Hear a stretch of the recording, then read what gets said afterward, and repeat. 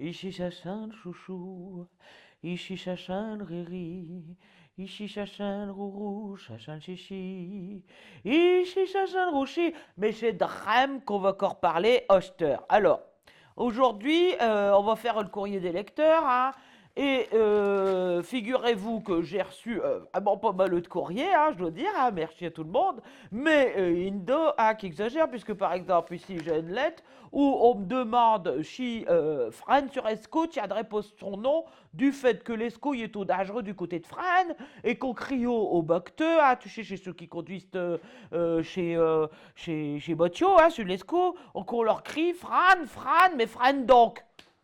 D'où le nom Fran sur Esco. Oh non, quand même, hein, un peu tiré par les cheveux. Et alors, je continue avec une autre lettre. On me demande si le nom de Valenciennes, ils viendront pas du temps du qu'une vieille, elle traîne dans le coin et qu'elle, soi-disant, elle porte au malheur, hein, et qu'on l'y criait pour décamper.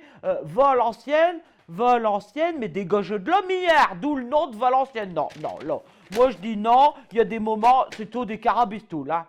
Franchement. Par contre, alors là, moi, ça m'a fait plaisir. J'ai la lettre de monsieur L'Alambiqué, parce que effectivement, hein, monsieur L'Alambiqué Trissaléger, c'est vrai que Rome, au Moyen-Âge, eh ben, elle se trouve dans le provage qu'on appelait le provage du Hainaut. Et que ce provage, elle tient son nom, hein, Tateba, hein, d'une rivière qui s'appelle la Haine. Hein? Et monsieur L'Alambiqué, il nous précise même que Mons, hein, le capital du Hainaut, eh ben, elle se situe à l'intersection, hein, de deux rivières, hein, l'une qui s'appelle la Haine et l'autre qui s'appelle la Trouille. La Trouille alimentant la haine, hein, comme ça. Voilà. Hein. Alors, je te raconte pas l'ambiance qu'il y a ici dedans, mes Girondins en vacances. Hein, bon, enfin bon. Et alors, pour terminer, hein, alors là, j'ai reçu une belle lettre, hein, que j'ai bien relu longtemps, hein, puisque c'est une lettre d'un certain Jean-Pierre Bourlata, et c'est pas la première fois qu'il m'écrit, mon petit Jean-Pierre. Hein.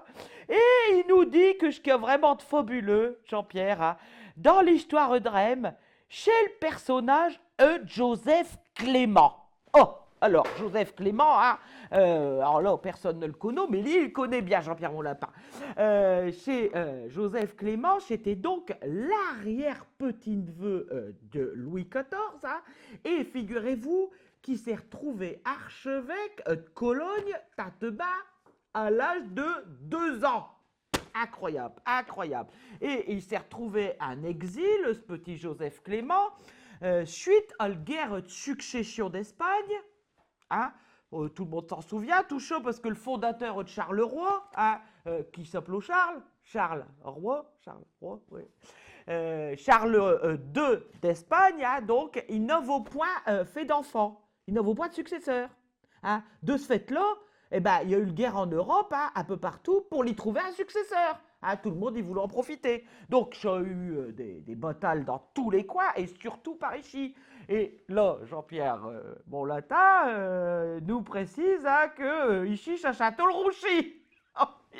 Il ne manque pas d'humour, hein, tout ça parce que jusque donc le bataille de Denain, hein, en 1712, tout le monde s'en souvient, le bataille de Denain qui allait marquer la fin de cette guerre interminable, nous précise Jean-Pierre, mais qui allait aussi marquer les esprits, puisque le fameux Joseph Clément, on y revient, eh ben, le soir même de la bataille, il a vous organisé une fête à tout casser, il a vous invité les vainqueurs et les vaincus qui se battaient entre eux depuis des années.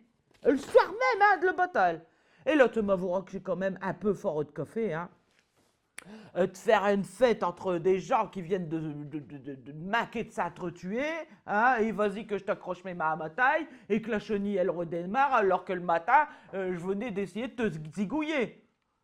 C'est quand même dingue. Et alors, Jean-Pierre, mon petit lapin, hein, eh ben, il nous dit que c'est en hommage à cette fameuse soirée tout coché, hein, on s'est mis à construire des cochos dans la région de Rème. Alors, il y a eu le cocho Prachèche, le cocho Mobile, le cocho Cerné, le cocho d'Arambert, le cocho d'Épinois, le cocho je sais pas quoi, turlututu, le cocho pointu.